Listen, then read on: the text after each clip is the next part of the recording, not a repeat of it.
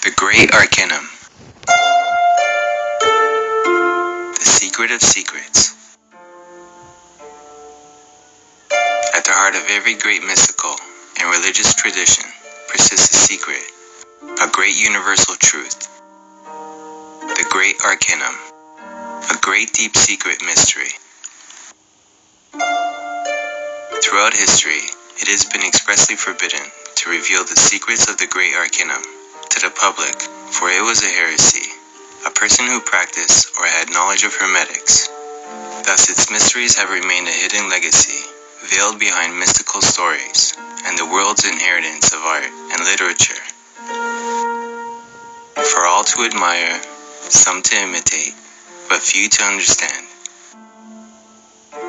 Hidden in Egyptian monuments, under the gaze of the Vedic gods, between the lines of old books of alchemy, and intriguing us from the mist of the Aztecs and Mayans. The essence of the secret doctrine has always been there.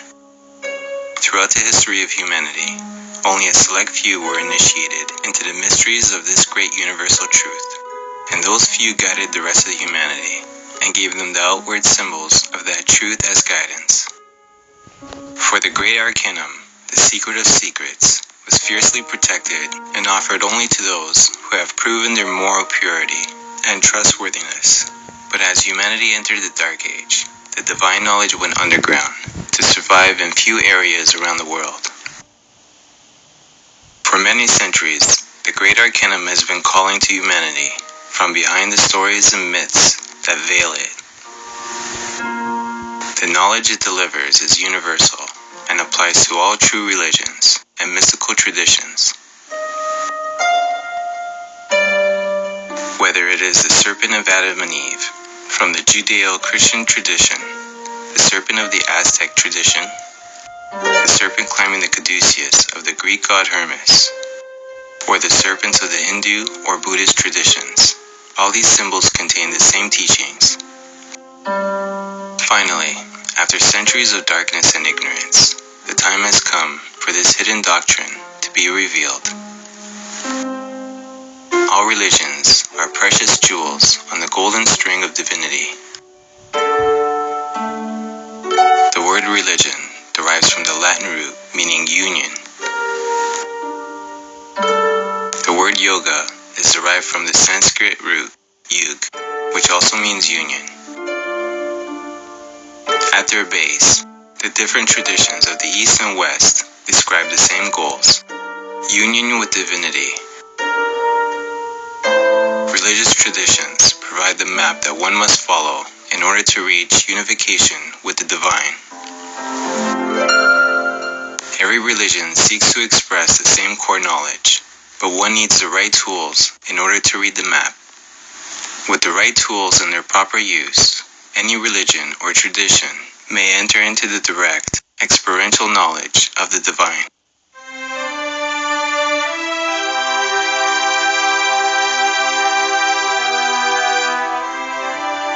It could be said then that there is truly one science, one path, but appearing with different names and faces. For narrow is the gate and straitened the way that leads to life, and they are few who find it. In Greek, the narrow path is called gnosis, which means knowledge. In Hebrew, the same narrow path is called da'ath, which also means knowledge. This path is represented by the famous tree of knowledge in the book of Genesis, and the clue to entering the direct experience of God can be found through understanding the symbol of the tree of knowledge. To those with eyes to see and ears to hear. The Old Testament appears to be basic spiritual instructions in the form of stories and histories, yet in truth, it is a vehicle of the secret knowledge. Although of Jewish lineage, Moses was raised to be an Egyptian pharaoh and was trained in not only the hidden wisdom of Egypt, but also that of his native Judaism. The civilization of ancient Egypt is amongst the longest lasting in the history of humanity and rich with immense knowledge in the ancient world. Judaism was directly influenced by two of the oldest civilizations on record, those of Sumeria and Babylonia, civilizations famous for their mystery schools. Schooled in the hidden teachings of these ancient traditions, Moses wrote the first 5 books of the Bible in Hebrew and in code, as was the tradition. Thus, every story and name contained in the books of Moses hides a deeper meaning. As it says in the mystical Hebrew book, the Zohar, the narratives of the doctrine are its cloak. The simple look only at the garment that is. Upon the narrative of the doctrine, more they know not. The instructed, however, see not merely the cloak, but what the cloak covers. The Bible is symbolic. The characters and events of the Bible are a cloak that veils the real message. The inner knowledge has been hidden, or in the case of Christianity, rejected entirely.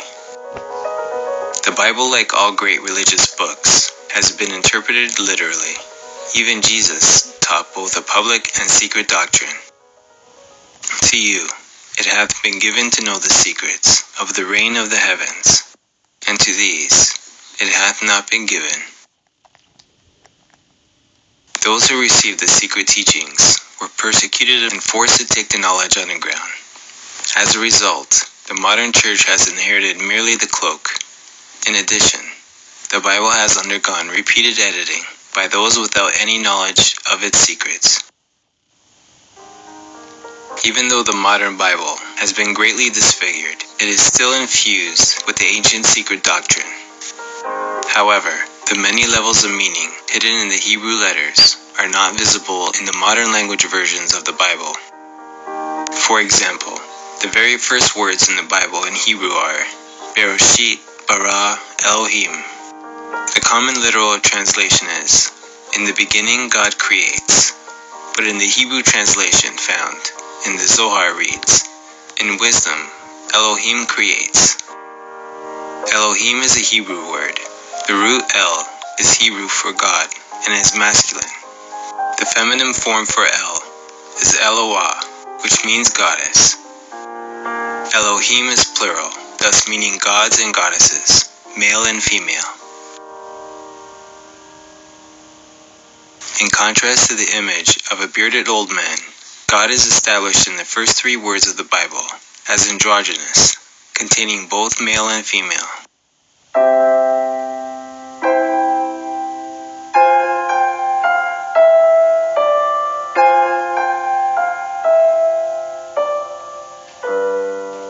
The word Elohim has many meanings.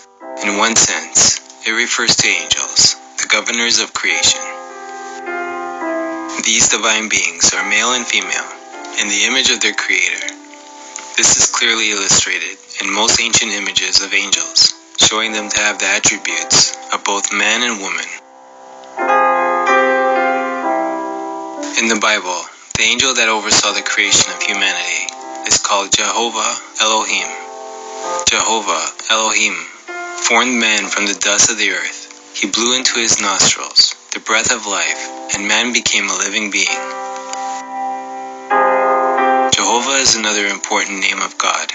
Jehovah is comprised of 4 Hebrew letters, Yod, He, Vav, He. Yod or Yah can be translated as male or phallus, Adam.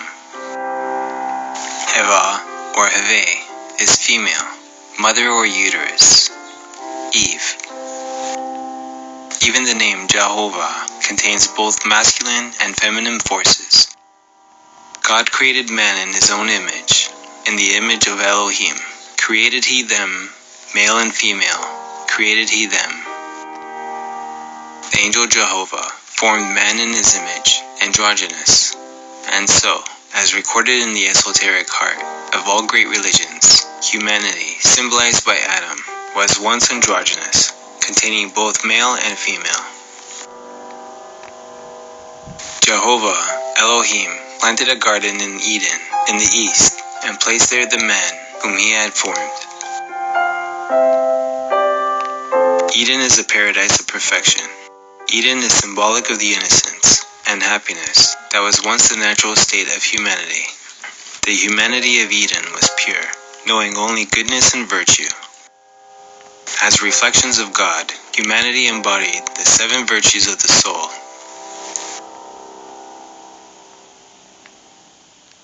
According to esoteric wisdom, there exist 7 fundamental dimensions. Do you not know how Allah has created the 7 heavens, one above the other? The ascent and descent through these realms by the beings that inhabit them is represented in the Bible by Jacob's ladder. The Bible states that when Jehovah Elohim created Adam, he placed Adam in the Garden of Eden. Esoteric wisdom states that this is the 4th dimension, the world of vital energy. Though happy in its innocence, humanity as symbolized by Adam needed to grow spiritually. Thus Eve was separated from the body of Adam. Jehovah Elohim took one of the hermaphrodite's ribs, then closed up the flesh. Then Jehovah Elohim made a woman from the rib he had taken out of the hermaphrodite man. She shall be called woman, for she was taken out of the man. This process of separation, presented symbolically in the Bible, was gradual. The human hermaphrodite was separated into 2 sexes, male and female, so that they may see themselves better, to know themselves. Since that time, man and woman have sought to reclaim their missing unity, which is the root of the craving for sexual connection. For this reason, a man will leave his father and mother, and be united with his wife, and they shall be one flesh.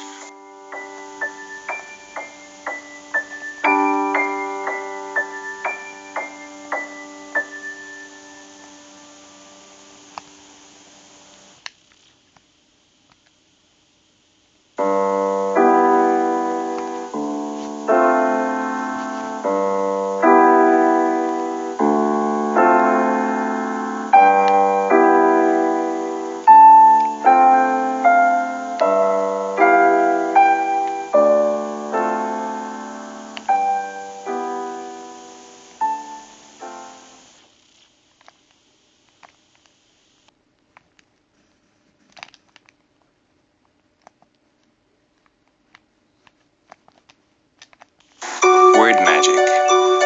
How words can be used as magic spells.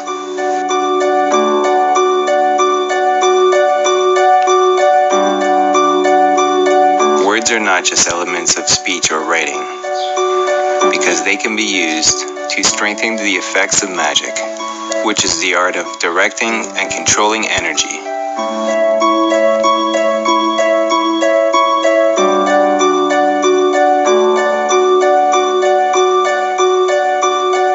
When spoken out loud, words transform into frequencies and vibrations that could be used to direct energy.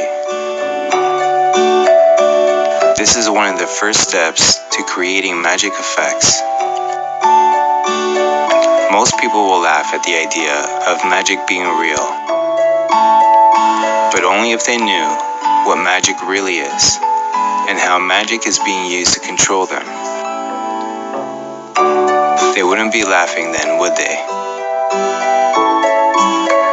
The world is dominated by magic. Until you train your eyes to see how magic is used to control you, you will never know how the world really works. The controllers who pull the strings of politicians are well aware of how magic works. Many of them actually practice the art of magic, which is why they are sometimes referred to as the dark magicians.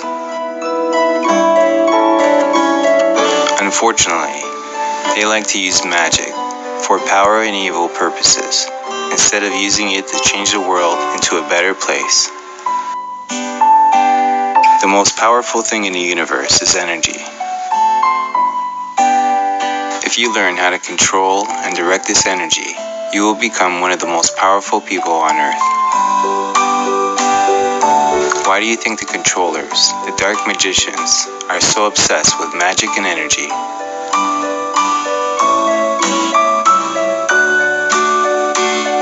what is the definition of magic? Here is an excerpt from the book titled Word Magic: The Powers and Occult Definition of Words, that explains what magic is. The word magic is derived from the Old French word magie, Latin magicus, and Greek magikos. One of the earliest definitions of magic is the art of influencing events and producing marvels using hidden natural forces. Magic has a strong relation with magnetic and electrical energy. Did you not notice that the word magnetic has the word magic in it? Take out net and magnetic, and you are left with the word magic. The art of magic is often practicing along with certain words and sacred geometries. The common words that are used in magic rituals are the words that produce powerful sound tones when spoken out loud. These sound tones have powerful vibrational patterns, which are used to direct and control energy and harness its power. Sound is able to direct energy for the reason that it carries certain frequency patterns that attract energy to flow in a controllable manner. Furthermore, sound is one of the natural forces used by nature to create crystalline structures and sacred geometries, which are some of the building blocks of matter. Power of words. Once you know how words, along with sound, can be used to direct energy to produce magic effects, you will know that words could be as powerful or even more powerful than swords. When you move the letters around,